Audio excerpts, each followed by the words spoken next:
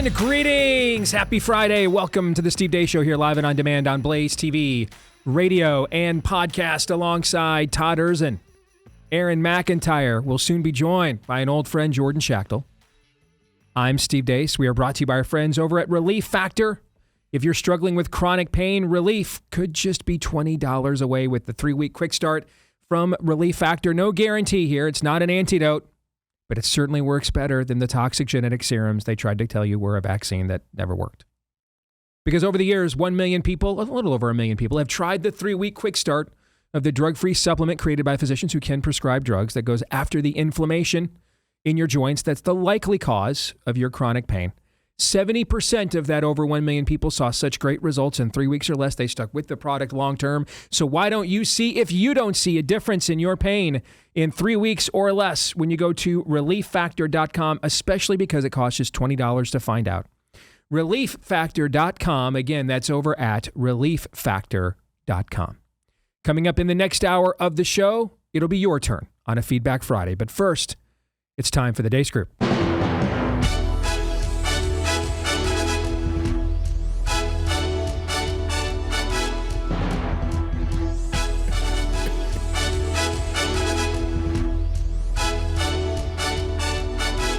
Good to see you again, Mr. Schachtel. You ready to go? Ready as ever. All right, gird your loins. Because your weekly look at the week that was begins, as it always does, with issue 1. Bleep. Lord Nefarious says.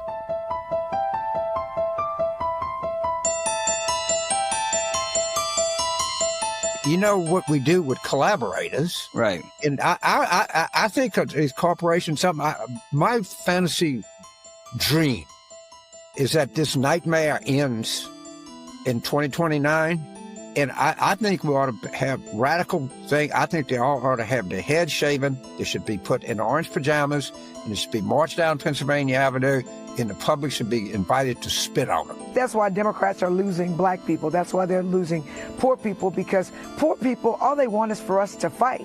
So if you hit me in my face, I'm not going to punch you back in your face. I'm going to go across your neck. Why specifically are you out supporting No King's Day? I think protest is important. Why are you protesting? How much time do you have? We're going to tear up the crown. And what's the main reason you're out here protesting President Trump? I agree with a lot of the decisions that are being made. Is there any decision in particular you disagree with? Okay, so I would start with, well,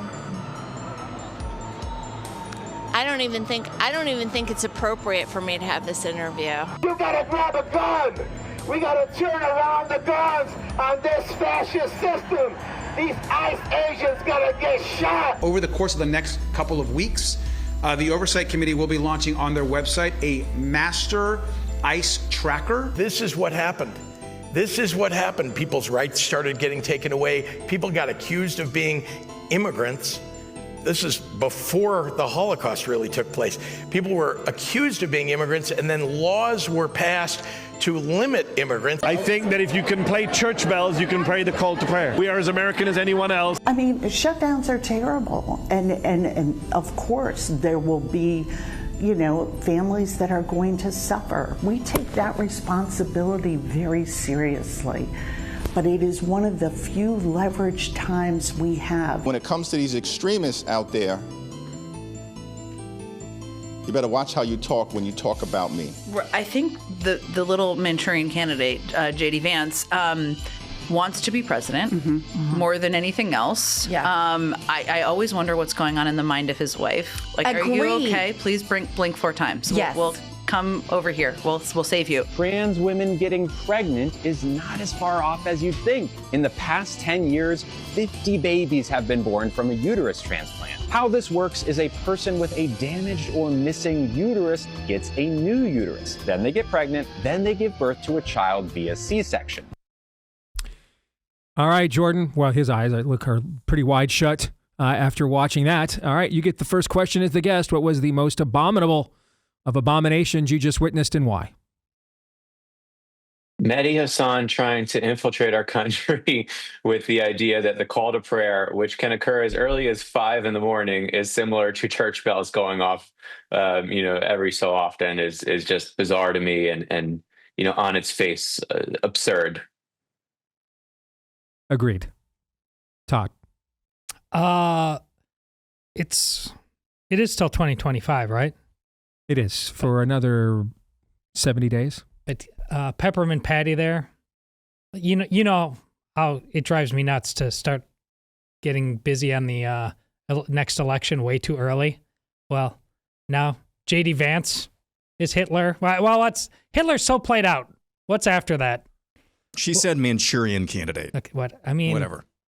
And it's so interesting to hear a woman go, she thinks she's like, you go, girl, we're one of you, but she's just being incredibly condescending to a fellow woman who chose the life she wanted to.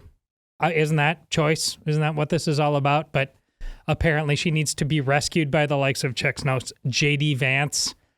I mean, these people cannot. It's she and Carville at the front. They can't wait to spit on you, kick you, throw you in a hole, slit your throat. They just hate you so much. And that's why, really, if you cannot be bothered to just do a little bit more on your side as a citizen to make sure that they don't, it might be a you problem. I want to come back around to James Carville and Mehdi Hassan in a minute. But Aaron, I want you to go first, so we get around the horn first. Let's do a quick honorable mention because I think it's an instructive moment to Catherine Clark there. I believe she's the number 2 Democrat in the House of Representatives, just saying with no bones about it that, yes, we understand that a government shutdown, and I don't necessarily agree with this assessment the way that she pointed it out there, but from her point of view, yes, we understand that a government shutdown is going to hurt families. We don't care. This is one of our only leverage points. This, maybe more than anything, perfectly encapsulates the will to power of progressivism, spirit of the ageism, communism, whatever you want it, whatever moniker you want to put on it. They understand politics is a leverage game, and they are willing to inflict pain to exert that leverage. Understand it, everything Todd said, just at the spiritual level, and sometimes at the kinetic level as well, as we're seeing with increasing frequency. They want to slit your throat at throats, as Congresswoman Yolanda That was a very meta comment, was it not? Yes, yeah. They want to slit your throats, as Congresswoman Yolanda said. But when it comes down to the machinery of politics, they are deathly serious about wielding power and exerting leverage. I think that is a perfect encapsulation there of that dynamic. I think the worst of the worst. Man, there was a lot to pick from, but let's go to, and I can't remember the congressman's name. Just last weekend, we had some fool who needs to be arrested, frankly, at the No Kings protest, overtly calling for ICE agents to be shot. And now this congressman, who is on, I believe, the House Oversight Committee, is setting up some sort of an ICE tracking database. Now, I'm not sure whether this is live, real-time information about where ICE agents actually are. But they're trying to shoot public servants who are actually carrying out their constitutionally derived duties. They're trying to get them shot. And we got multiple people out this week. I only featured one who are trying to introduce these ICE tracking from using your taxpayer dollars, as far as I'm aware. That's seditious, and it needs to be prosecuted as such. Let's go circle back around now that we've gone around the horn. There's a couple things I would like us to follow up on. Let's start with Mehdi Hassan. Let's call his bluff. All right, we're just as American as you are. Let's go around the horn and try to psychoanalyze Mehdi for a second. If we were to ask Mehdi Hassan, what's an American? Not what your answer would be. What do you think his answer would be? Jordan, I'll start with you. Let's test his hypothesis here. If we were to ask Mehdi Hassan, who says, hey, he's every bit as American as all of us are, let's ask him then. Well, what's an American then? What do you think he'd say, Jordan?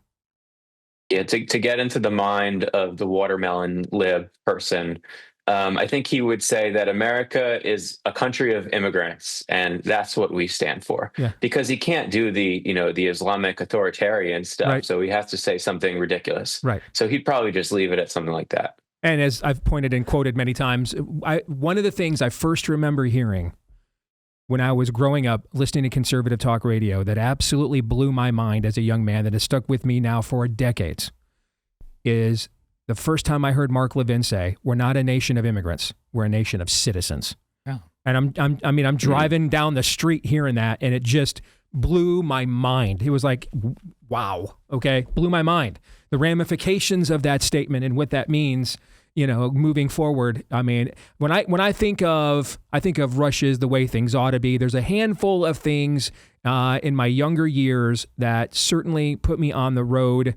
Things short of my own faith, and obviously, but there's a handful of influential people or statements I can think of that put me on the road that I am on today. And the first time I heard Mark Levin say, "We're not a nation of immigrants, we're a nation of citizens," ranks among them.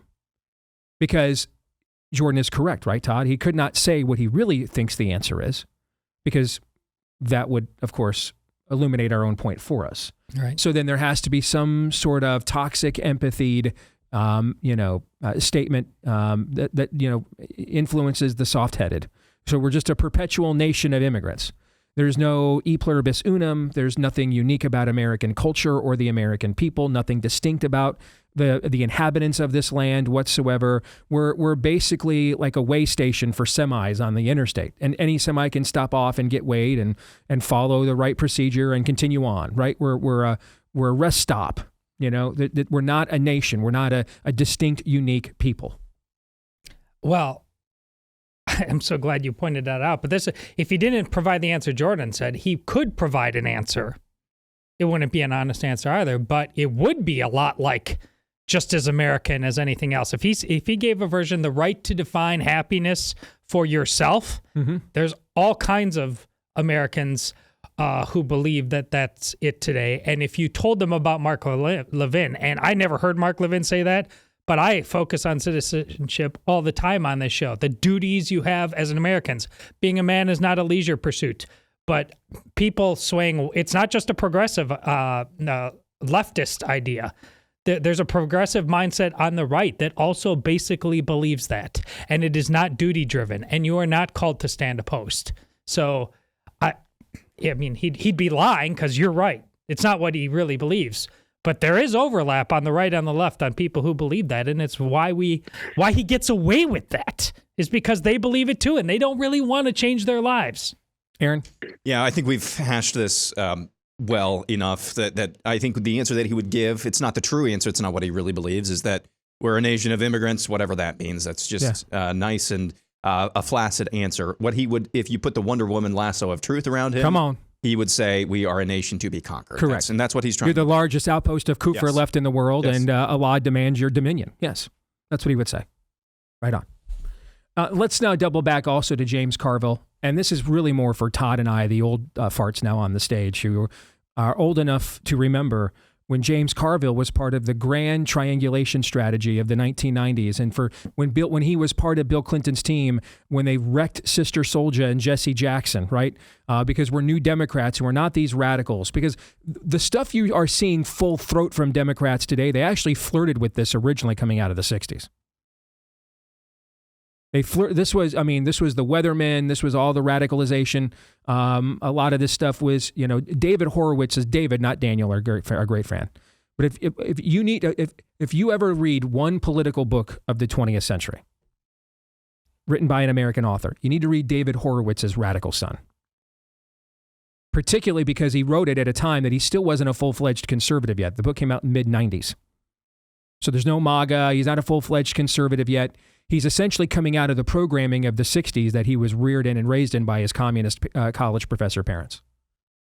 And the book is, and he just details, and he just puts in great detail how much the Soviets funded a lot of this campus radicalization around the country, encouraged it, how much of it was absolutely, communist psyops, infiltrated by communist insurgents from the very beginning. His parents were communist all along. McCarthy was correct about virtually everything.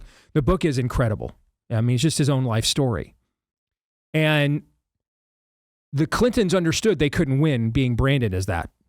I mean, Reagan had taken the term liberal, and I mean, you were safer in America dropping F-bombs in elementary schools than being called a liberal. The term was just absolutely, a smear. And so they needed a rebrand. And along came the Democrat Leadership Council under Bill Clinton.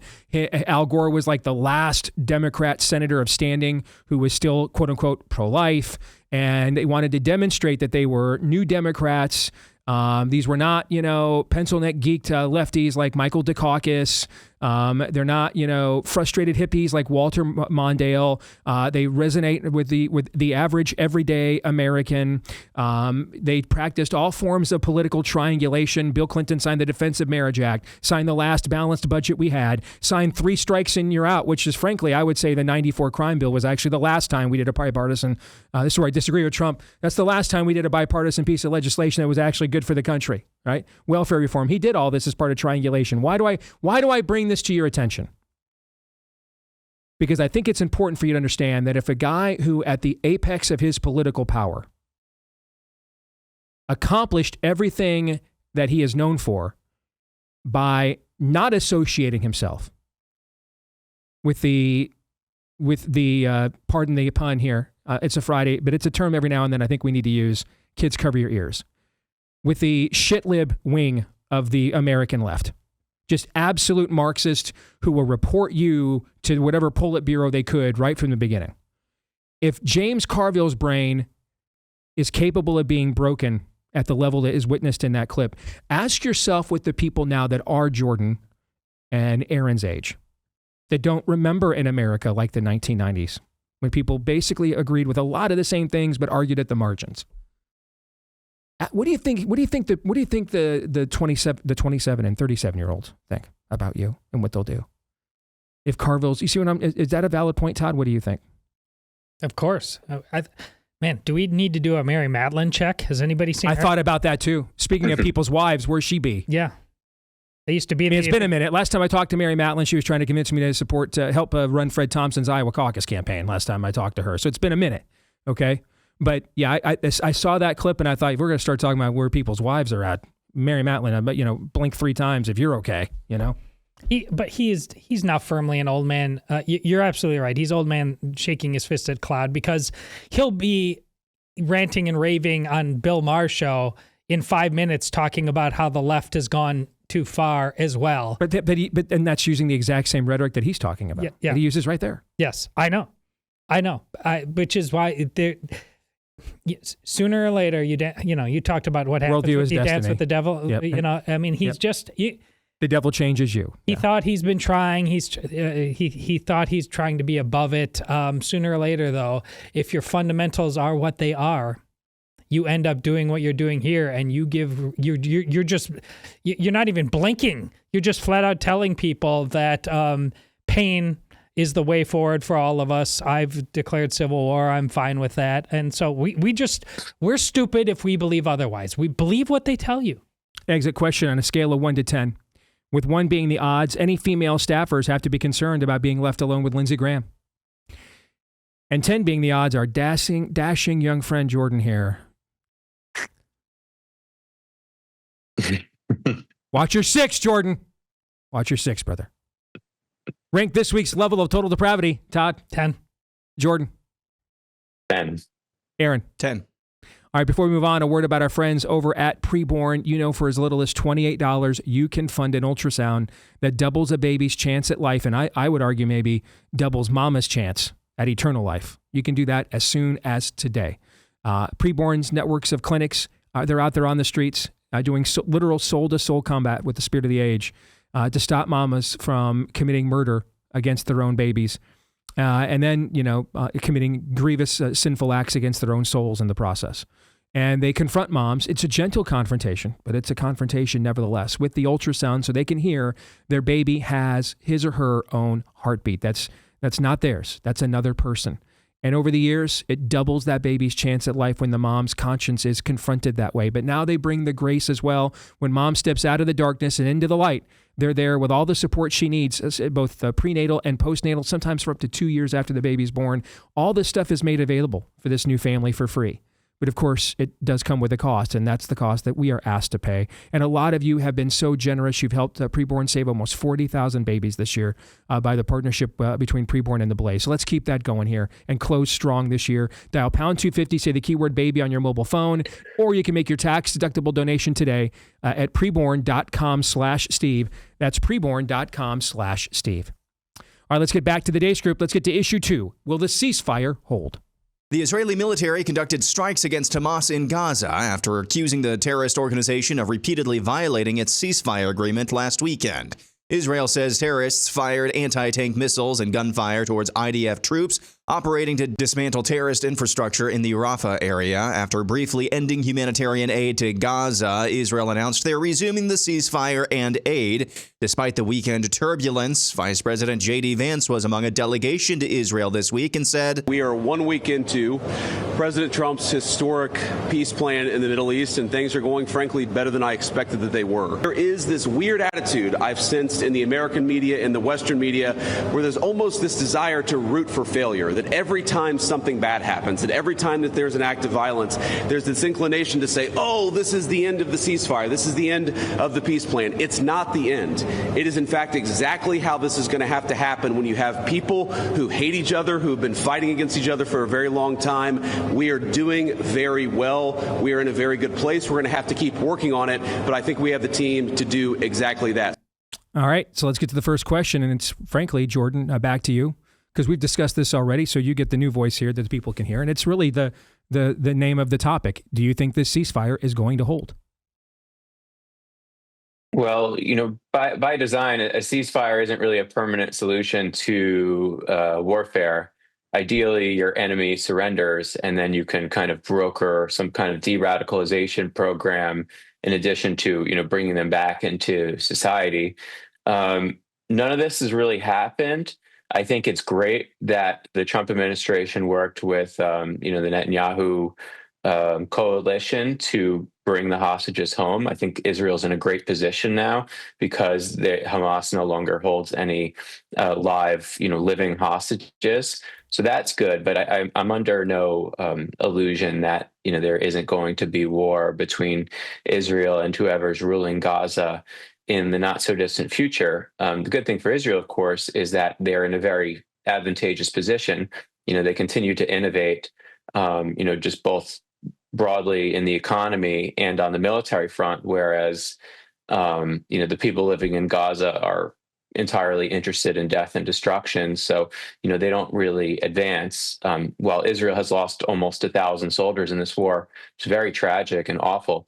But I think Israel's capabilities continue to increase while everything in Gaza just stays as it is because of the radical Islamic doctrine that rules, the minds of the vast majority of the population there. So it's a really tough nut to crack. The Trump administration is trying, and they should be applauded for trying.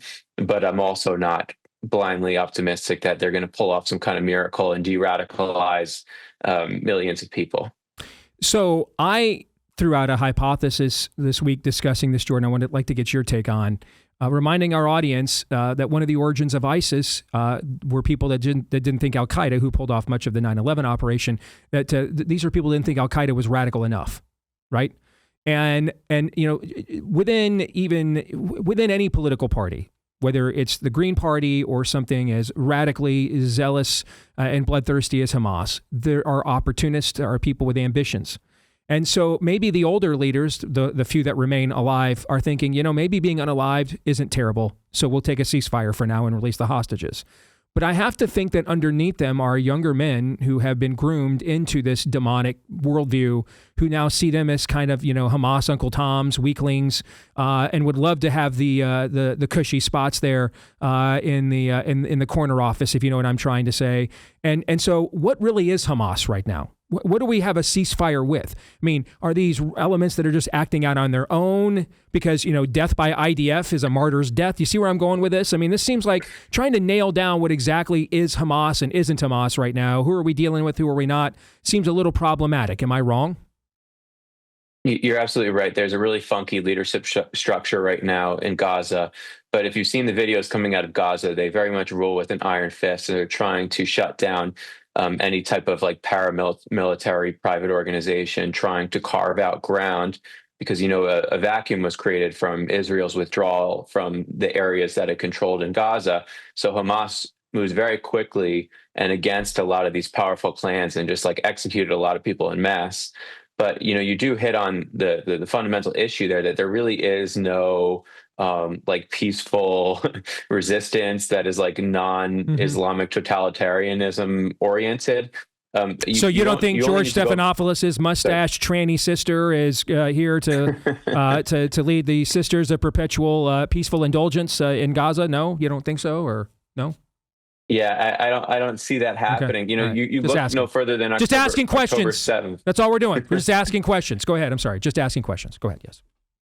There's an interesting series of events that happened, tragic series of events that happened on October 7th, obviously, and I don't know if many people recall, but when Hamas went on that awful genocidal butcher run where they killed 1,200 people and they took hundreds hostage, the people of Gaza were trying to like Hamas, everyone there is like, very low IQ, from like 60 to 80 is basically the scale in Gaza. So the citizens of Gaza were trying to kill the hostages.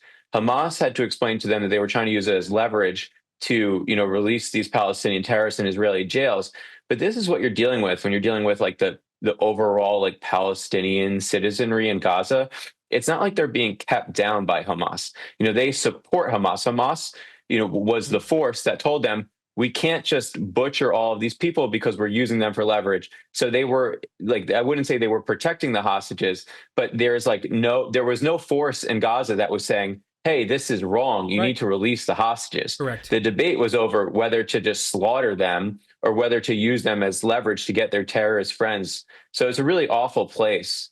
And I think that the Trump administration, President Trump himself especially, has been good in thinking, that no option for Gaza is really off the table, because like the people there, the adults there don't deserve a vote on their future. They've tried to, all they try to do is kill Jews, kill Israelis, wage warfare. Like the idea that they should have a say in the future of Gaza, I think after October 7th, they permanently lost that voting power. Let's get to the exit question so everybody's got time to give a thoughtful answer. 1 year from now, what has become of Gaza? Todd? Well, if it isn't Trump's idea of turning it into the Gaza Strip, then it's going to be something ambiguously bad, like Jordan has laid out for all the reasons he just did. Jordan clearly understands human nature better than the Pope does. What Jordan just told you in that last minute that he said there about who real Gazans are, nailed it. Aaron?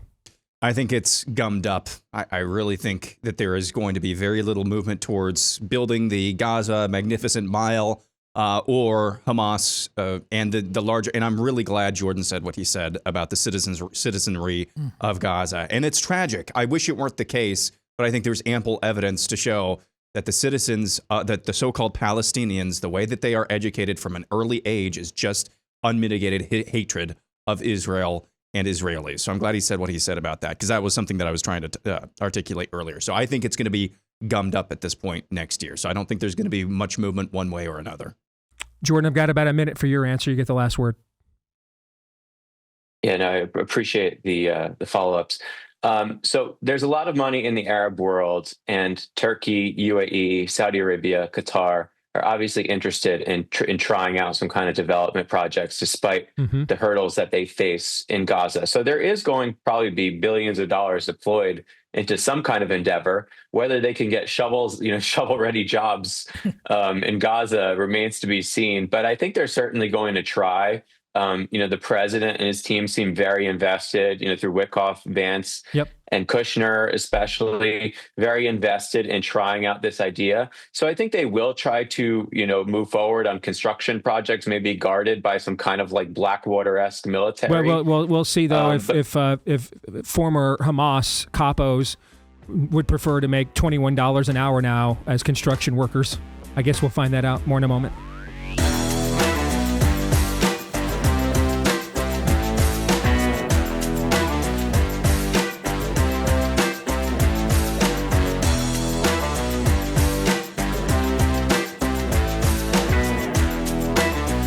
right, back here on the Steve Deace Show, in these unprecedented times. Bing. Now, there's talk that there might be up to 3 interest rate cuts this year. We had 1. That could mean 2 more. Mortgage interest rates down to 6.19% yesterday, I saw. So I think lowest in 3 years. Lowest in 3 years, yeah. So you might be thinking, hey, before the cold weather gets here, opportunity to make my move right now. If that's you, make sure you've got an agent that you can trust, the kind of agent you'll be recommending to your friends and loved ones for years to come because of the success that you had with them. Where would you find that kind of an agent? Well, the name says it all. Head to realestateagentsitrust.com. Again, that's realestateagentsitrust.com. There will get you situated with an agent whose track record of success has been verified. Otherwise, they wouldn't be recommended to you. And a lot of times they're going to come from right here in the same Blaze audience as you as well. So you've got values in common too. So whether you're trying to get across the country, across the state, where you really want to go is across the finish line with the W in what can be one of the more stressful things you'll do in life, even when conditions are not unprecedented. Get started today at realestateagentsitrust.com. Again, that's realestateagentsitrust.com. Let's welcome in Jordan Schachtel as we continue on with your weekly look at the week that was. Let's get to issue 3. Who should drop out? Virtually every poll of the New York City mayoral race shows Islamist Zoran Mamdani is poised for a major victory. The foreign-born theater kid turned Islamic communist politician play actor is facing an independent bid from former New York Governor Andrew Cuomo, along with multi-bid mayor candidate Republican Curtis Sliwa. This week, current New York City Mayor Eric Adams endorsed Cuomo in the election, and Curtis Sliwa addressed a sentiment he's faced repeatedly in the past several months. So let's say people come to the conclusion, if somehow I lose, and we know Andrew Cuomo's lost, he's already tossed in the town. Oh, it's because of you, Curtis. Really? It's because of the Democrats. Wait a second. Who created Zoran Mamdani? Who embraced him? Who nourished him? Who supported him? And how dare you, people who know nothing about politics, suggest that everybody who's going to vote for me is suddenly going to be reborn. We love Andrew Cuomo. He killed all these elderly. He's a sexual harasser. He told conservatives and Republicans in 2014, if you're conservative and you believe in right to life and the Second Amendment, you have no place in New York. You need to leave. This is the result of the Democrat self-destruction. So I'm supposed to help them? Now, I had not seen that clip. Again, I don't know this guy at all.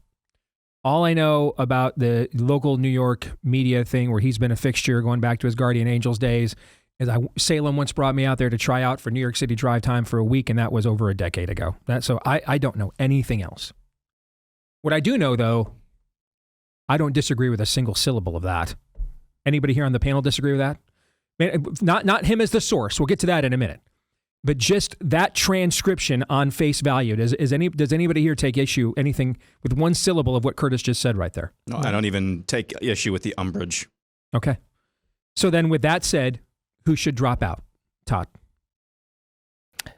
How many options are there besides the 3 obvious? Is there anybody that I have no idea. I didn't. I think it's the 3. Okay, I just wanted to make sure. Well, it is New York. There could be like the rent is too damn high party. Is that what you're kind of thinking? Yeah. Okay. Is there? I just which literally was a candidate from the rent is too damn high party once that literally happened. Listen, Cuomo to me. Listen, Mamdani, this is a joke. This is that he's going to win, but the worst kind of. It's as real as a heart attack kind of joke. It's apparently the destiny of that place. But because it's destiny, I think it just has to be there front and center. Cuomo is the absolute fraud of all this, and an absolute utter failure that apparently, neither the public surrounding them or him have the shame to just say, of course not after what you did. I mean, the fact that Cuomo is in this thing is an indictment on why they deserve Mamdani. Jordan, what do you think? Who should drop out? So Cuomo is historically awful. I've been getting a lot of hate online for doing some reporting on Sliwa, despite being like the COVID guy who, was this whole panel was one of the first, groups of people that said, no, Cuomo is awful, while everyone was like, thought he was the greatest guy in the world and the next president of the United States. But I'll put that aside for a second.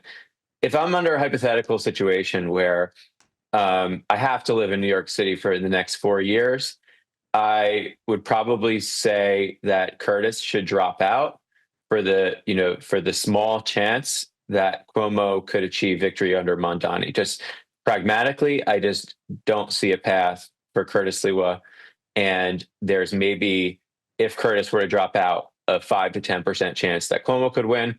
Cuomo is more pragmatic than a communist. So if I were stuck in New York, that would be my position. I don't think what you said is unreasonable. I just think that is what's reasonable now. Yeah. If Andrew freaking Cuomo is evidence of God's mercy on a city, how bad is your freaking city? Yeah. And maybe your city's actually under judgment, and we should not be looking for mercy. Maybe Jeremiah is here to say, accept the rightful punishment. You did go down into the valley of Tophet and throw your babies into that fire. You did that. Accept the judgment. Stop rebelling against the judgment and accept it, and it will go well. It will end quickly. You'll show remorse. I mean, you could take that tactic too if you wanted to look at it more theologically. I mean, listen, I love Victor Davis Hanson. He's one of the robust intellects of our era, but I just don't agree with the calculus from him I saw this morning in an interview he gave to the Daily Signal. He said, listen, if Mamdani wins, then we're past a point of no return. I would argue the fact he could win means we're already past that point. It was a decade ago, a literal Sandinista. What's a Sandinista? What is it? A Nicaraguan communist. He literally was a Sandinista named Bill de Blasio, got elected mayor of New York City a decade ago.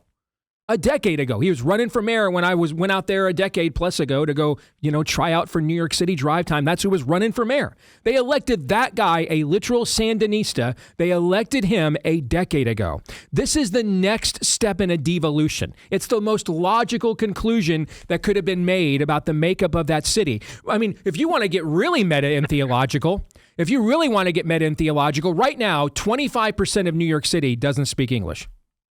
Would you like to know what the average turnout in a mayoral election in New York City has been in the 21st century, in a general mayoral election? Just guess. Take a guess, Todd. What do you think it is? That exact number, 25%, is the average voter turnout in a New York City mayoral election in the 21st century. So the entire time they have not shown up, the entire time they've not been engaged, and the entire time they've just handed their city over to these elements. He is a reckoning. He's inevitable. He is the culmination of all the previous steps that have been taken really since Rudy, really since 9/11. It could only end this way. Mm-hmm. Aaron, I'm sorry. You go ahead. So when Mamdani won the primary, I was in the mindset of, this guy is terrible. This is our nation's largest city. He has to be stopped at all costs. I'm kind of where you are right now, where you just accept the whooping. I think the belts come off now. And I don't like that. I'm not rooting for that. If by some miracle, Andrew Cuomo, the pragmatist, as Jordan put it, and I don't disagree with that analysis and couching it in a way that, if I was living there, what would I prefer? But it's just, if that's the mercy, then the city needs this, actually. I don't want this to happen for them, but somehow, some way, and I'm not even sure if a city in this scenario where it looks like Mamdani is going to win and win convincingly, I don't even know if they're wake-upable, if that makes any sense at all. If 4 years of an Islamunist would even wake them up, but there is a chance that New York City could decay so drastically that it is a tragic story for the rest of the country. I'm looking for silver linings here, and there are very few, and I'm grasping at straws. Anybody have anything else on this before the exit question? Go ahead, Todd. I wanted to ask you and Jordan a question, and Jordan spent some time there. If you just had the option on the ballot, it's a very large city. There have to be something resembling a reasonably conservative men living in New York City because their business acumen brought there. If one of those people was forced to be on the ballot and was there as an option against these clowns, how would they do in modern day New York? I mean, is it the same? Am I just asking the same question? Because it's the people are so lost? Or if they actually had the option, would they take it? I'm inclined, Jordan, to think that they would not. But what do you think? Yeah, only 1 in 5 registered voters in New York City are Republicans. Maybe you could say that 1 in 3 or 1 in 4 are kind of like fiscally right wing. You have this professional class of millennials and Gen Z now that is very like left wing. They're kind of like apolitical, but their instincts lean Mamdani. So even if a guy like Bill Ackman were to run, there's no guarantee that he could even compete with Mamdani, which is kind of horrific. And I think the end result will be all of these finance people and Wall Street people are going to flee to Florida, and all of our real estate values are going to increase if you're a property owner. Unfortunately, we already have too many people here, so we don't want New York City to, it's sad. Like as you guys talked about, we don't want you don't want any historic major American city to implode. I loved pre-COVID New York City. I loved pre-COVID New York City. I went every chance I could. I loved being there. It was one of my literal favorite places on earth was pre-COVID New York City. Go ahead. Yeah, I lived in New York. I have fond memories of the place, but you're right. Like COVID really, signaled that something very different was happening in New York City, and they clearly haven't reoriented from that. So maybe, you guys are right that Mamdani will, kind of fix things in the way that everything will collapse and then they will start anew. Probably never have a Rudy Giuliani without a David Dinkins, for example, and without the disaster that was the entirety of New York City with all the porn, the smut, the serial killers that you saw in the 1970s. By the way, Donald Trump, this is, of course, his hometown. His share of the vote in his last two presidential runs in 2020, he got 23% of the vote in New York City, and last time he got 30%. So let's get to the exit question. If I can find it. There it is. As I just said, the average turnout in New York City mayoral elections so far this century is just 25%. Are you taking the over or under on the turnout in this one, Todd? Ooh, I will take under. Interesting. Jordan, go ahead. Over. I think Mamdani has that temporary Obama effect. I agree. I'm going over for the same reason. That's exactly why I think this is the reckoning that sadly needs to happen, because I agree. I think it's going to be an over. The people are going to rise up and say, give us Barabbas. I think they're going to say that in a metaphorical sense. All right, let's get to issue 4. Headline yesterday from the Washington Post, Trump takes bulldozer to White House. That was a literal headline.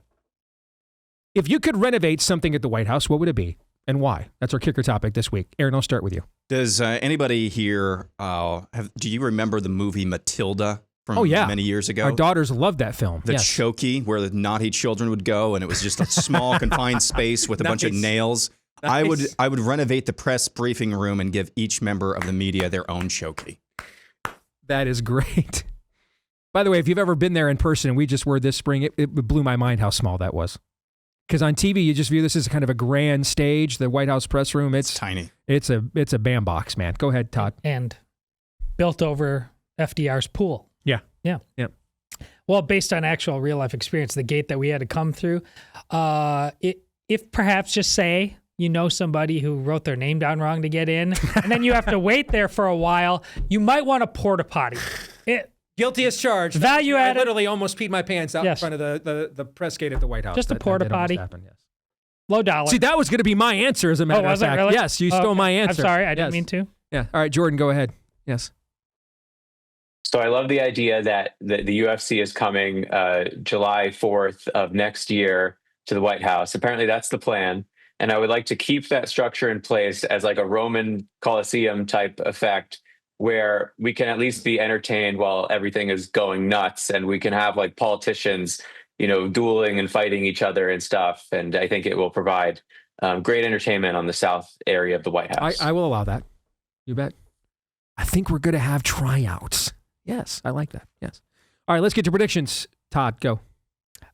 In the next 3 years, the SEC and the Big Ten are actually going to start kicking out teams from the conference. Relegation. That do not, well, it's not going to be based on merit. It's just you don't make us enough money and we want all your money, and it's going to be that. I don't think that's crazy. I don't think there's a high chance of it. But I also don't think that, well, it's crazy. I mean, it's your immoral, prediction, it's decadent. Your prediction isn't crazy. I really don't think there's that high of a chance, but I think it's non-zero for sure. Aaron, go ahead. I think by this time next year, not necessarily because things are going to be so bad or baked into the cake or things are going to be so good that people's sentiments are so positive. I think there are going to be so many disconcerting signals when it comes to the economy that it's going to be kind of a wash in the election. I just saw this morning inflation-adjusted paychecks through the first 8 months of the Trump administration up 1%. They fell 4% under the entire Biden administration. So there's going to be some really good signs like that. Meaning everybody's got evidence for a narrative if they want one? Yes. Okay. I can see that too. Jordan, what do you think? What's yours? Similar to Todd's theme, I think that Nick Saban will unretire and become head coach of a Florida state school, whether that's FSU or UF. We need to turn something around. Our football programs are not doing so well right now. We keep losing. So we need Saban to come back. The segment's called Predictions, not Wishes. No respect for Golish at South Florida. Come on, man. Yes, the segment is called Predictions, not Wishes. My prediction is I think Ted Cruz is going to run for president in 2028.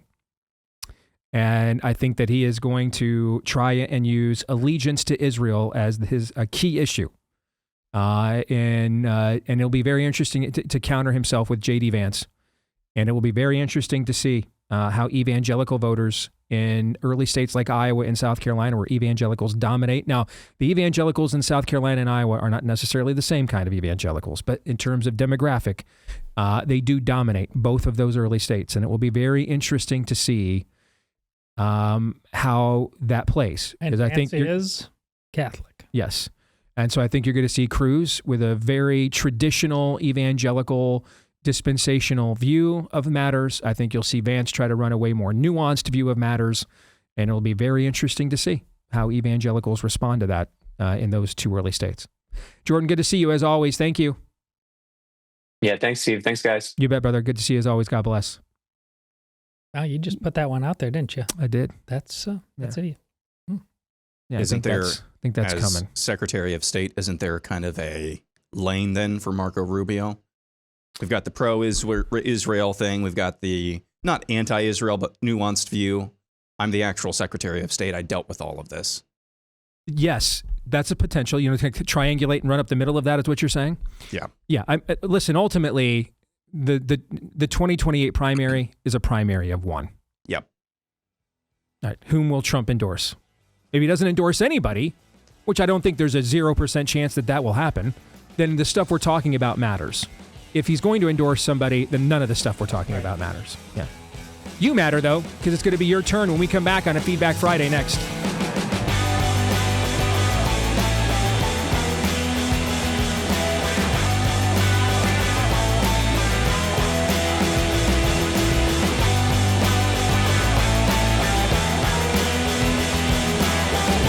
All right, back here on Blaze TV, radio, and podcast with Hour 2. I'm Steve Deace. He's Todd Erzin. He's Aaron McIntyre. And you are you, and you can let us know what you think about what we think via the stevedeace.com inbox by emailing us, steve@stevedeace.com. That's DEACE. Like us on Facebook, MeWe, and Gab. You can follow me at Steve Deace Show on X, Instagram, and TikTok. Please subscribe to our new YouTube channel at Deace Show on YouTube, at Deace Show on YouTube. And then also, please subscribe to the podcast if you are a podcast listener. Many of you have. So thank you for each and every one of those. Let's keep that coming. And also, tens of thousands of you have left us 5-star reviews. Thank you all for each and every one of those as well. And for those of you that will add yours today, we appreciate that as well. And we discovered the answer to a long debated moral dilemma all across the fruited plain. It has been asked. What will it take for Steve Deace not to have to get up in the middle of the night to pee? And finally, we have our answer. I mean, Todd, you were telling me everywhere you went around America earlier this year, you were being asked this. When I see those people come, I walk in there. It's okay.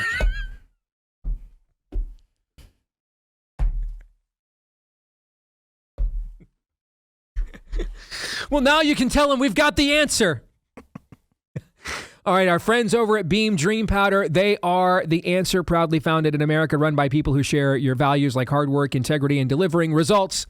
It's a healthy nighttime blend packed with science-backed ingredients shown to improve sleep so you can wake up refreshed because you didn't get up twice in the middle of the night to pee and ready to go take on the day. You can start sleeping through the night without tossing and turning. Wake up energized, not groggy. It can be a game changer for you and your bladder, too. Here's the deal, though. Beam is giving away to you guys the ultimate Patriot discount of up to 40% off to try their best-selling Dream Powder and get up to 40% off for a limited time. If you go to Shop Beam, like Laserbeam, shopbeam.com/Steve and use the code Steve at checkout. That's shop, B-E-A-M, M as in Mary, and .com/Steve and use code Steve for up to 40% off. You'll sleep better, wake up stronger, and show up ready for your family, your work, and your country, because when you're well-rested, you're unstoppable. shopbeam.com/Steve. All right, y'all ready for some Feedback Friday? Let's go. Let us begin. The audience now has the mic. Holly leads us off. She says, we live in downstate Illinois and visited some friends in Chirac. I love that. They called Chicago Chirac. Okay. That French kiss levels of snotty. Very much appreciated. We live in downstate Illinois and visited some friends in Chirac for Open House Chicago this weekend. That was a mistake. The No Kings idiots were everywhere. We were trying to see behind the scenes of extraordinary architecture, and we saw Kool-Aid hair, Queens Not Kings, LGBTQ FU groups, boomers, Mexicans, so many Mexicans. The protest remarkably... Mexicans, so many Mexicans. Oh, gosh. The protest remarkably became intertwined in our path. No matter where we went, the Union Club, the Federal Reserve, the Cliff Dwellers, Robert's Pizza, every building, bar, and restaurant we entered had these protesters. They had expletive-riddled signs and smelled of equal parts weed and BO. We ended our day with an Arts After Dark parade with costumed participants. The photography group literally wore goat heads. There were 2 Pride youth bands, and precisely half of the 72 entries were Mexican Day of the Dead groups. 2 groups, 2, were predominantly Caucasian, Clogging Club and a band from Minnesota. Not a single Irish or bagpipe group, not one Italian representation in all of Chicago. That's why nowadays we call it Chirac. I was so confused. Suffice to say, the No Kings rally literally infiltrated the whole of the city, and the events of the day. Not sure the 100,000 reported were all there to protest. More than once, our group of 4 could have appeared to be participants just because we were in the proximity. But I assure you, we were not. It was eye-opening for this ultra-conservative Christian small-town lady to see the absolute lunacy of the left on display. Just thought you might like to hear a tale from somebody who was there accidentally. Thoughts on Holly's Woman on the Scene report? Just sad, again. I think, I don't know about this generation, but in the generations to come, I think this is going to be a worldwide phenomenon, certainly in the West. And yes, there is a mantra, and I think it's true. You have to fortify and make your red states as red as possible. Yep. As more red than you even think is possible. I think that is true, but at some point we're going to have to contend for the cities. You look at the demographics and the decline, you're going to have to fight for the cities at some point. Now, whether that's after the cities collapse inevitably, like we maybe think could happen in New York City, I don't know, but you're going to have to contend for the cities because I think especially the megalopolises, those are just going to continue to grow and grow and grow. Those are going to be the main. I don't think you're going to see smallish regional cities flourishing much. 15-minute cities. Yes. I just think you're going to have to contend with this. It may not be in this generation, but certainly in my kids' generation, in your kids' generations, I think that's going to be have to be a major point of contention. And it's sad because you look at, I've been to Chicago probably as many times as you've been to New York City, and just it's a pretty beautiful city in Chicago proper. At least it was when I visited there growing up as a kid. And you don't think of Northern Illinois as being naturally beautiful, but that area of Illinois is beautiful. And seeing the just crystal clear water off of Lake Michigan and surrounded by these incredible buildings, it's a sight to behold. But if there's maybe one state that shows off the just polar opposite kind of viewpoints and stances of our country, it has to be Illinois. Because you can be in the South, in Southern Illinois. It does feel like the South down there. Most of these states are like this. And that's true. Minnesota, Illinois, is like that. They're all Alabama. You drive 2 hours north of the Twin Cities. It's like you're in Alabama, and that's not a pejorative to Alabama. It's just Minneapolis and Chicago are bigger than Birmingham and Jackson, and so the rest of the state can't overcome. I only see them getting bigger. So at some point, you're going to have to contend for the cities if you want to take back civilization. Here's the thing, so since you use that language, let's look at this historically in warfare. What you're really talking about now is an offensive. These are foreign lands. So what you're really talking about then is an offensive. This is not a defensive action. These are foreign lands, foreign countries. These cities are. Which means then if you are in a position where you're under invasion from a foreign land, and in order to counter said invasion now, you're going to have to counterattack them on their soil, the first priority you have in any such offensive is to make sure your own homeland is secure first. And that's probably what you're alluding to, that maybe another generation will have to do this. Because we simply cannot waste resources on New York City and Chirac and L.A. Not right now. When we can't defend suburban Jackson, Mississippi, and we can't defend suburban Birmingham, Alabama, and suburban Charleston, West Virginia. And in many of these red states, life is really not that much different from a legislative policy standpoint from many of these cities. The cultures on the ground are way different, which is why they haven't succumbed to these things. But the policies that need to be in place and the powers that need to be in place in order to be a permanent bulwark against such forces are not there. And if anything, they're eroded by the Republican Party on the ground in these places. So you would be correct that eventually we will have to confront this. Otherwise, the Visigoths are coming to our wall. That's essentially what you're saying. And you're right. All right. But we have to make sure we have our own wall first. Because right now they're just kind of waltzing in. We don't have a wall. Yep. They're just waltzing in. Todd, your thoughts? Well, there's another reason we need to confront it. It's not just because they are a creeping danger. I mean, earlier on this week, we talked about, have we won transgenderism? Well, a reminder this week, a unanimous vote by the Minnesota Supreme Court saying that boys who feel pretty can compete with their girls. So we've got to stem the tide. But also, and this has everything to do with Steve's book that was turned into a movie, A Nefarious Plot.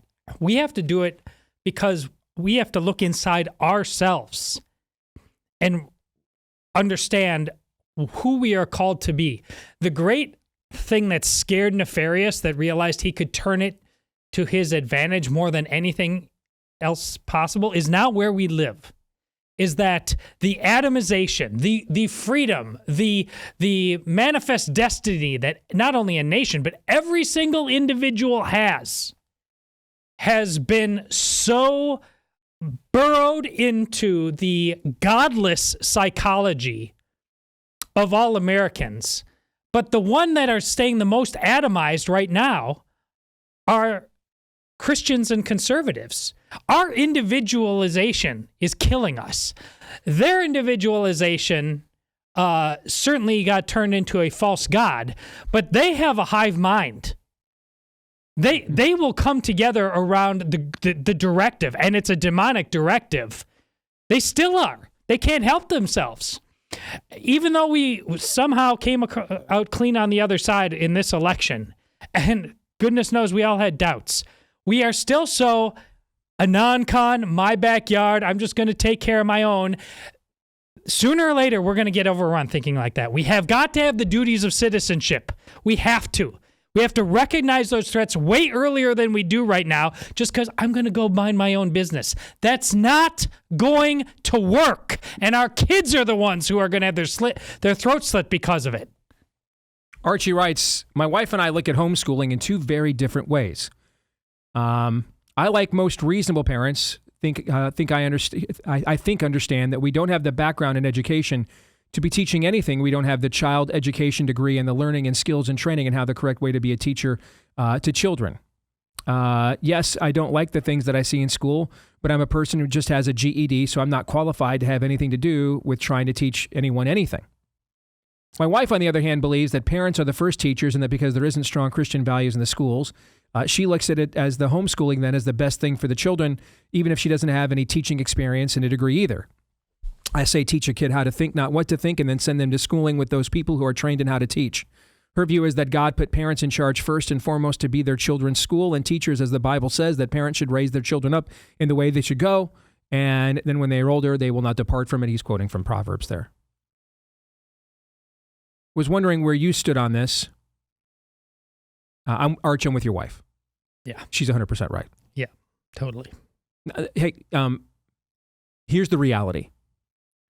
And I know there's going to be like 3 high school geology teachers around the world listening to this, and all 3 of you are about to email me. Just so you know, it's steve@stevedeace.com. Okay. Arch, here's the reality, brother.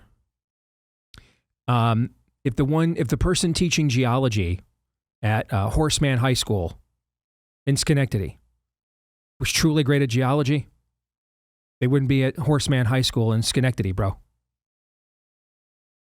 They'd be at Sunge State University of New Jersey with a 7-figure grant from the federal government doing geology. They'd be there. Now, they may know more about it than you, but they don't have a level of knowledge about it that you cannot achieve. Because if they did, they wouldn't be at Horseman Up Your Butt Elementary School. They wouldn't be there. Or high school, or any school. They'd be at, they'd have a 7-figure grant at some research center or institution doing it there. So they may know more than you, but they don't have a level of knowledge that you cannot acquire and accumulate. So your wife is completely correct. And she's being your helpmate. You should listen to her. And, one of the other alternative translations where we get the biblical term helpmate is rescuer. She's trying to rescue you right now, brother. Okay? And I appreciate the humility. I get it. You're practicing way more humility than almost anybody in the schools you're thinking of sending your kids to are ever going to practice. I can promise you that.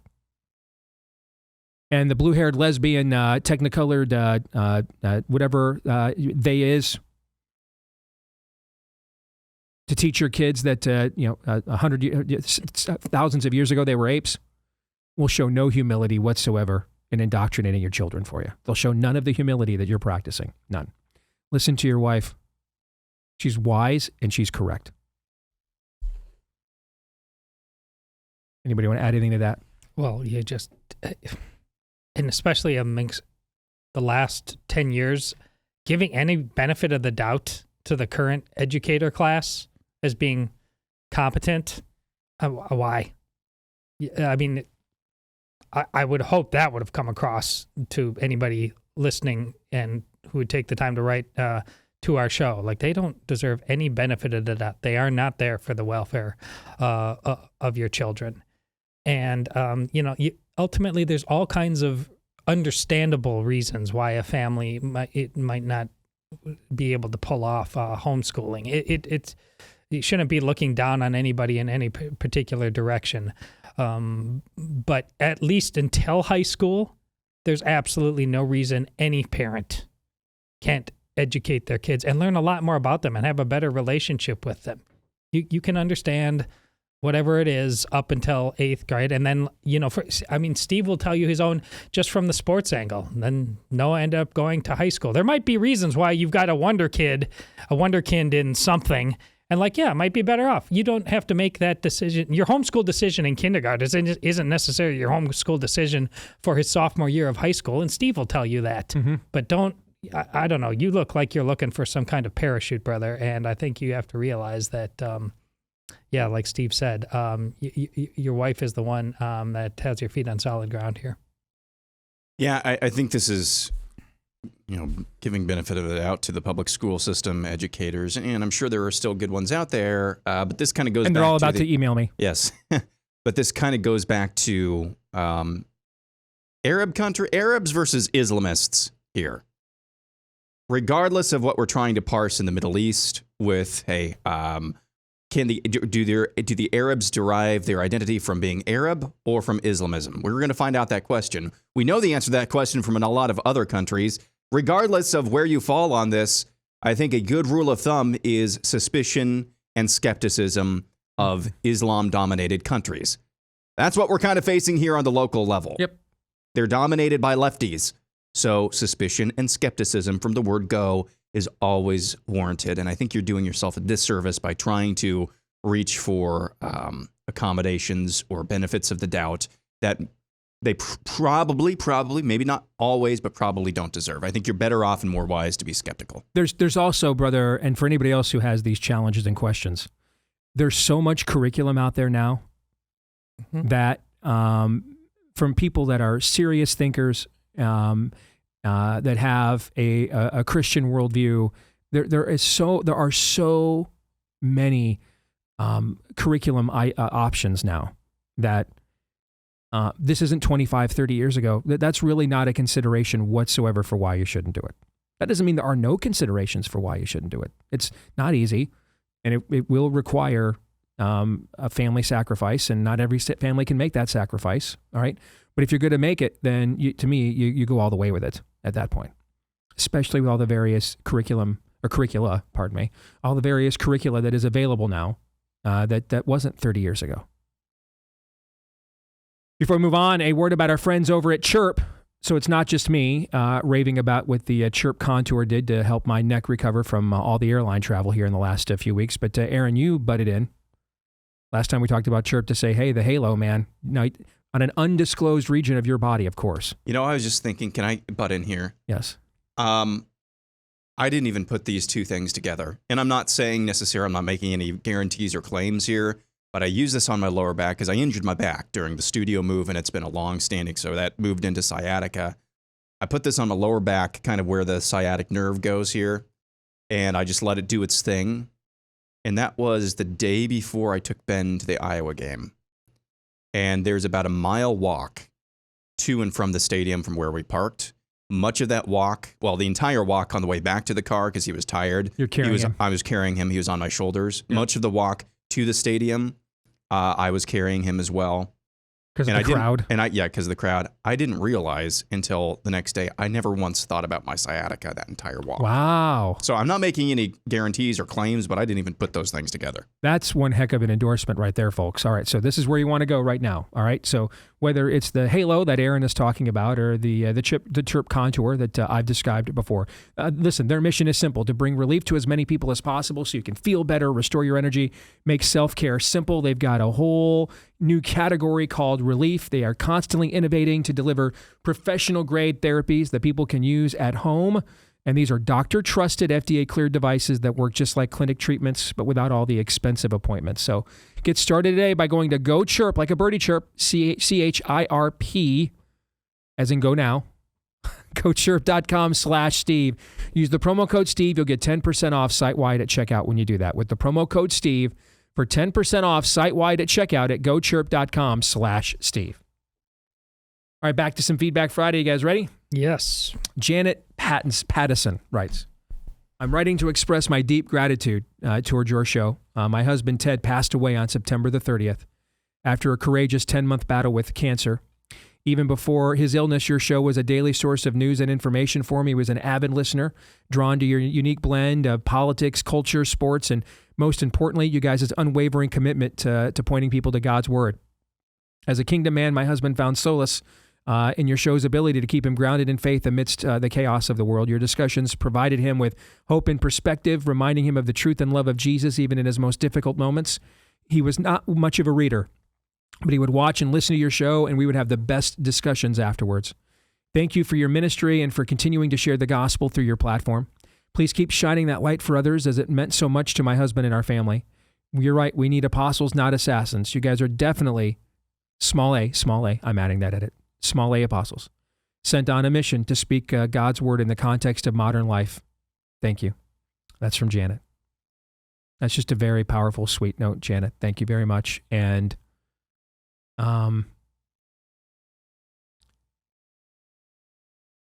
any husband would want their wives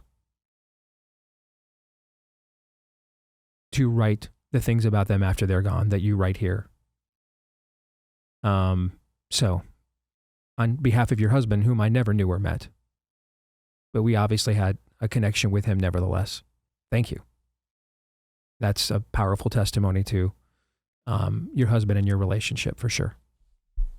Well, thank you for offering up your suffering the way you did in gratitude and publicly, not to leave any people guessing that which kingdom is you belong to.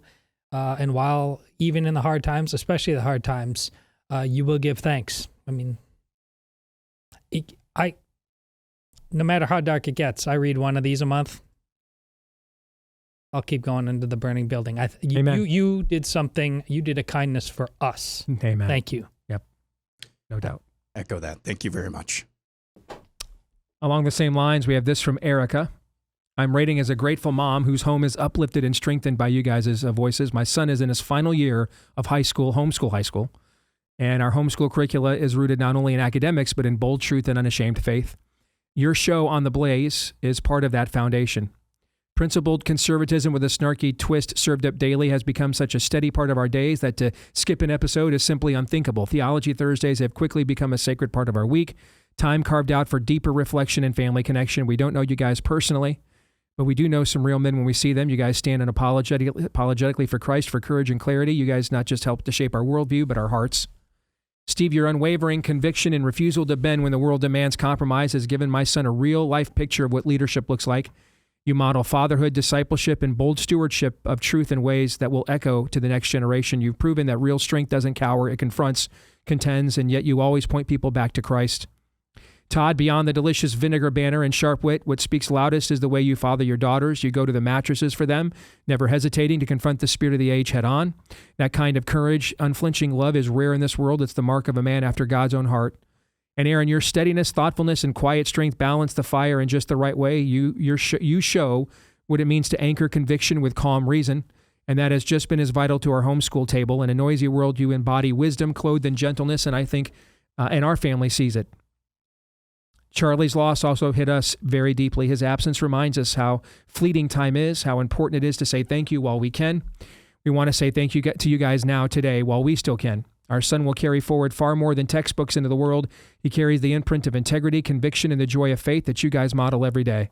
May God continue to use your voices to strengthen families, guide communities, and call men and women back to faith and fortitude with deep gratitude. That is from Erica. Man, I'm ready to walk into Chicago and New York by myself and just take it over. On second thought, we're just going to go ahead and invade Chirac. Yes. In about 10 minutes, I think. We're just going to go do this right now. Road trip, weekend road trip. Alabama and Mississippi, just figure it out. All right, we're just going to invade Chirac now. Are you guys down with that? I'm okay. I'm in. Get her Thoughts? done. Let's do it. Plant the flag. I mean, that's just phenomenal. Thank you very much. And we get more of those kinds of notes than the hate mail. Precipitously more. It's just way more fun to read the negative stuff. At least it is to me. And I think it makes for better content. All right. But every now and then, I decide to share a note like that. I think it's good for Todd and Aaron to hear it. And I think we can have a false humility. I think the father we talked to a minute ago, he's trying to be humble, but it's almost a false humility to the point now that he is willing to be self-aware to the point of genuflecting to the spirit of the age. You know, you may know more about this than me. You see what I'm saying? Mm-hmm. Yeah. And while it was great to hear those words from Erica, the two reasons I chose to read her note and read notes like this every now and then, because I think Todd and Aaron need to hear that. And those are good to hear, public attaboys, because they don't get to read all the private emails that I do every single day. But then the other reason is I think you guys in the audience need to hear it. Not so much for that it's, people complimenting us and what we're trying to do, but so that you don't feel like, man, am I like the only person that thinks that this show has, is on the down low here, has got this, it knows what it's doing. You see, no, you're not alone. And I mean, if you were, we wouldn't be here. I mean, we have great relationships with the Blaze, but this isn't a fraternity. It's a business. Okay. And so if there weren't a critical mass of people willing to tune in and download and click on our stuff and then honor those who underwrite our partners who underwrite the cost for this endeavor, we would not be here. They'd still think I do really cool content. They just have somebody else doing the time slot from noon to 2 Eastern. All right. So it is a business, so no, you're not alone. You're not alone. And so Erica, thank you very much. All right. This one is next, but I'm thinking this may take a little bit longer conversation. Let's go to this one from Judson Thornton. I've coined a term that I find myself using as a descriptor of the majority of people in our country right now, functionally retarded. Fully functional from the perspective of society and in life, but due to being devoid of the truth, never spending any time there, they're retarded. Unable to develop past the current point in both mind and body, both in and out of the body of Christ, you see this. Thus, these individuals are a waste of the opportunity that they were gifted with when the cross was offered. This term is not an attack on those who suffer from Down syndrome or other handicaps. It's a term meant to be a corrective term for those of us in the church who have no such infirmities that they were born with, but instead are just essentially self-induced, either by the culture or by their own habits. I don't disagree with this. Oh, no, for sure. My own version of describing this, they might not be the exact same point, but they're certainly cousins as the invincible ignorance. Yes, which is a great term. Yeah. It's a great term. And it is that Adam is this is where you can't just say this is the crazy leftist. This is an American, this is the modern West problem. We've become so atomized. We've become so proud of the I, the me, what I want, what I get. And for the most part, we don't know, real poverty, real historical poverty. The modern poor these days all have cell phone accounts, if you, And probably a TV connected, a TV that's bigger than 12 inches, connected to the internet. Yeah. And so we have a level of built-in arrogance of who we are and no compunction to prove any value to ourselves or anybody whatsoever. Some things always owed to me. So yeah, that's a problem. Indeed. And I mean, I've been seeing a lot. Frankly, most of the feedback I've received for the show we did yesterday has been positive, actually, including the Candace part. But the negative stuff has all had virtually the exact same template. Agree. That's what I'm saying. Okay. How dare you question her? Well, I thought we were allowed to ask questions. We're not allowed to ask questions? You guys can ask me any question you want. You may not like the answers you get, but I'm not denying you any questions. So when you are the just asking question people, but you can ask questions of any people except my own idols, you're not the critical thinkers in the room. You're a cult, honestly. And someone needs to tell you that because it puts your soul and your psyche in danger. And I've kind of nominated myself for that job. I like doing it.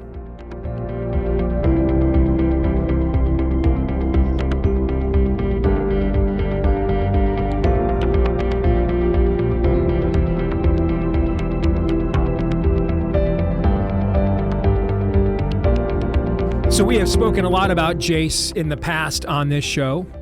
A lot of you have seen the value in being prepared, have gotten the Jace case. For those of you that don't know, the Jace is a kit filled with emergency medications and prescription antibiotics that you never know could be the next to be labeled dangerous, and you can't use them and have them right when you need them the most. Like what they did with, a Nobel Prize winning drug called ivermectin during a scamdemic, for example. What you may not know is that even if you have the Jace case, is that Jace has been working to expand their lineup with total preparedness solutions tailored for you and your family. Like, for example, you can expand the Jace case to include ivermectin now. And of course, you guys want to do your own research, so go ahead, check them out and see which antibiotics or first aid or other preparedness kit is right for the ones you provide for and protect. The doctors at Jace, they're always coming up with new ideas to make your emergency readiness even stronger. So you'll want to keep your eyes on them. I know they got some exciting things in the future, but for now, make sure you're prepared by entering the promo code DACE at checkout for a discount on your order when you go to jace.com. That's code DACE, D-E-A-C-E, code DACE at jace.com, J-A-S-E. All right. Let's get to the note and feedback Friday I decided to save until the start of this segment, all right? Okay. I must say, this is one of the more unique questions I've been asked. Love you guys, blah, blah, blah. So I love that. Hypothetically speaking, of course, we're hypothetically speaking here. We agreed? We're hypothetically? I think you guys know maybe. Spitballing? Okay. You might have an inkling of what's coming with that as your premise, right? So we're just hypothetically speaking, of course, right? Okay. Say a small town in rural America, population 6,000, receives multiple Muslim refugees under Biden. And now a mosque construction is being discussed in said hypothetical town. Is there anything biblical that would stop someone from peacefully spreading pig parts at a construction site for such an abomination? Again, just hypothetically speaking, signed in love, Aaron. Not our Aaron, a different Aaron. Again, we're just hypothetically speaking. What do we think? Is there anything biblical that would prevent you from doing said thing? Actually, probably, yeah. I mean, supposed to. Does there have to be?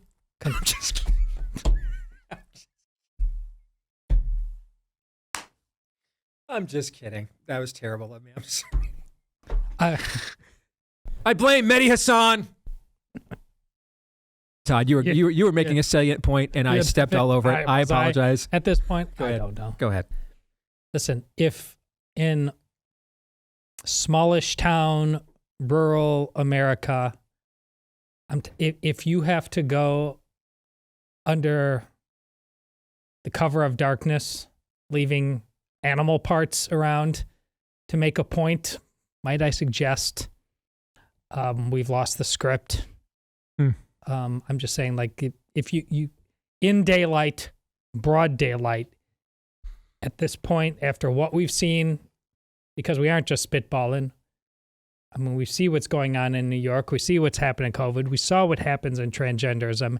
If this town cannot rally, and it might not be, because listen, we were talking before about teachers and the good teachers that'll probably write, Steve. Listen, I have documented evidence of teachers, principals who wrote us emails about think your family is amazing. Their example to others. I wish we had more of them. I have multiple before.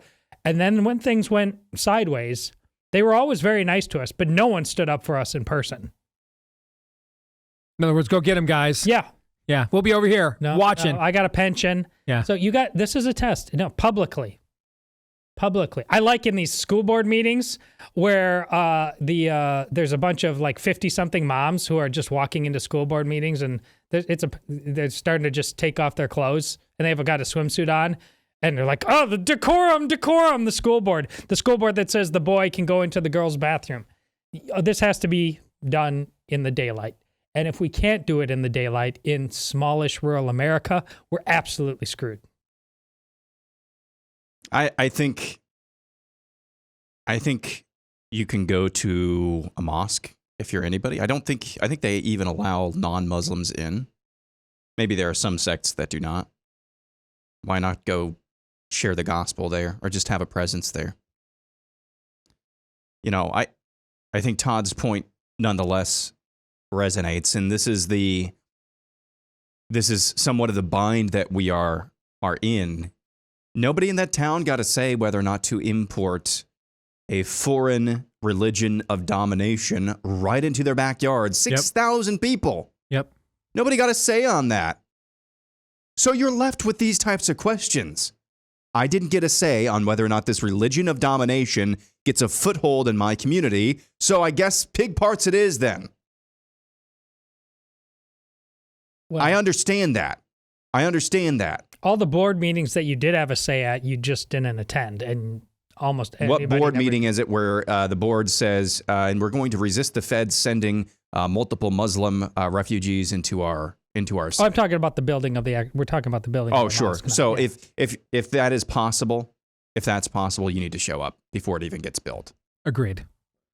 So I don't see anything love your neighbor as you love yourself by the pig display. I don't. I am sympathetic in my humanity to the frustration, as Aaron just voiced. I'm sympathetic to it. But ultimately, if it goes back to what I said last hour about New York City. Mamdani is not a breakthrough. He is the next logical step in an evolution. Over a decade ago, New Yorkers voted for a literal Sandinista. That's a name for a Central American communist. Bill de Blasio literally was a Sandinista. His former offices in New York City identified themselves as Sandinistas. This isn't a euphemism. It's not a pun. It's a literal thing. He was a literal communist. He was elected mayor of New York City a decade ago.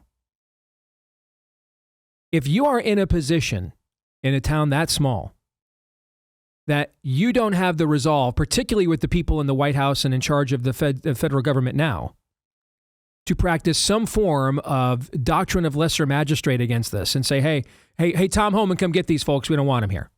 If that's where you're at in your town, you're way beyond. A stunt with the pig stuff has it's just nothing. That is Don Quixote attacking windmills with toothbrushes, man. That's absolutely a nothing burger.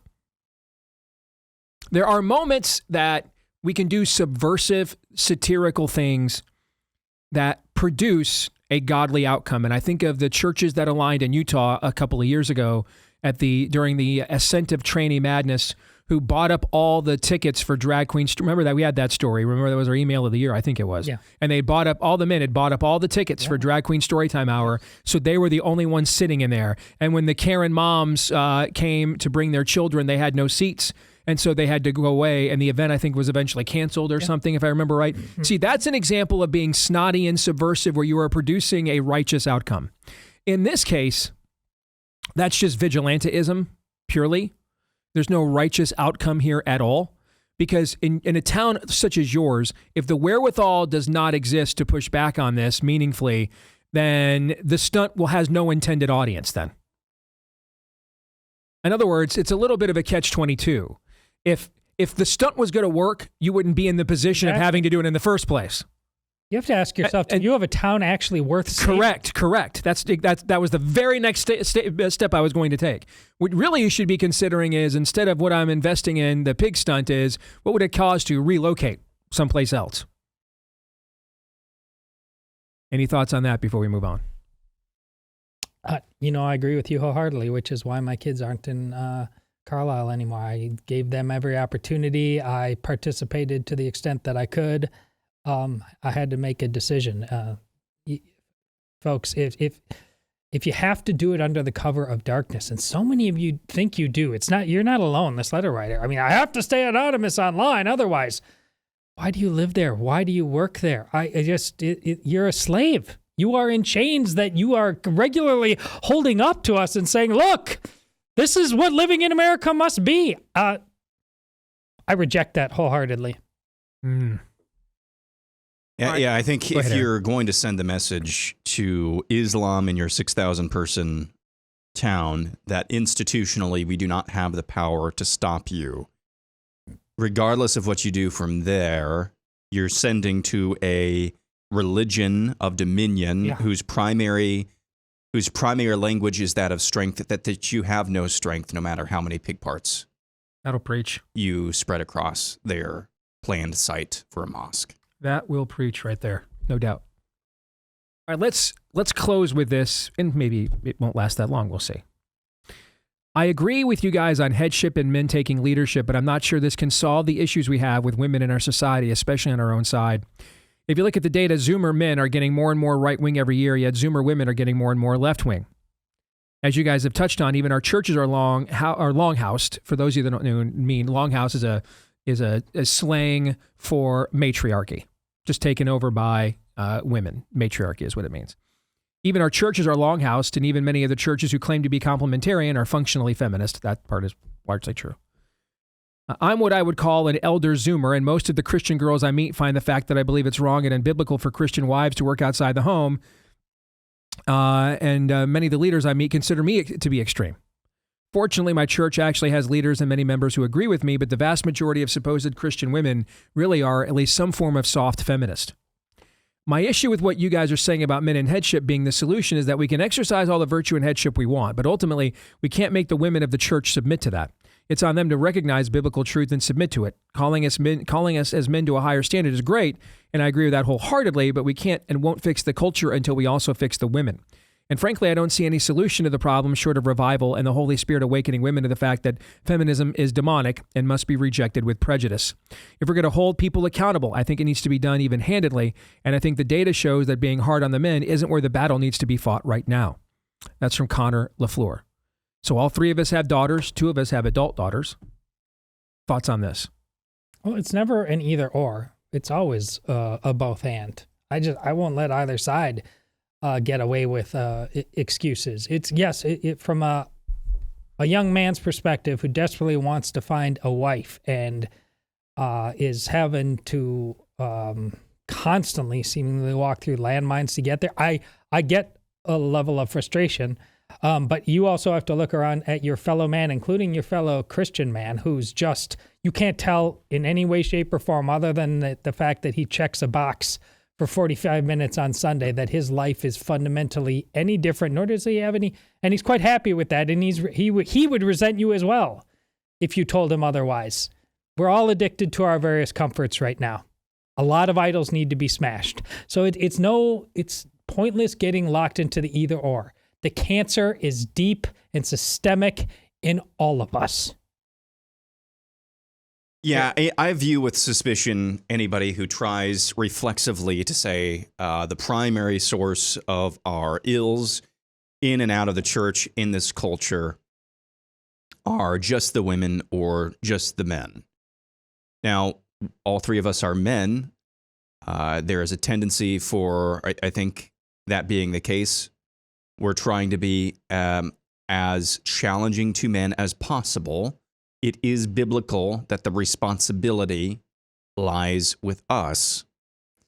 Now, we're talking about responsibility or blame here. And any time when we're talking about sinners, that just one type of sinner based on what's between your legs is more culpable than the other, I just view that with instant suspicion. I understand, however, what the letter writer is articulating. There is a posture everywhere. It is rife everywhere towards some degree of feminism, whether it's soft or just out and out hard feminism or unspoken feminism. That is undeniably true. It's in the churches. Absolutely. That doesn't take away any of your responsibility as a man to lead. It doesn't. It is the utmost degree of frustration when you're doing your best, I'm sure, to lead, to carry yourself with honor, integrity, to stand for what you believe in and what the truth of God's word says, and that's met with cold shoulders from your elders or other professing Christian women. I know that's frustrating. I would just continue to pray that God leads in the right type of woman into your life. That's what I would say.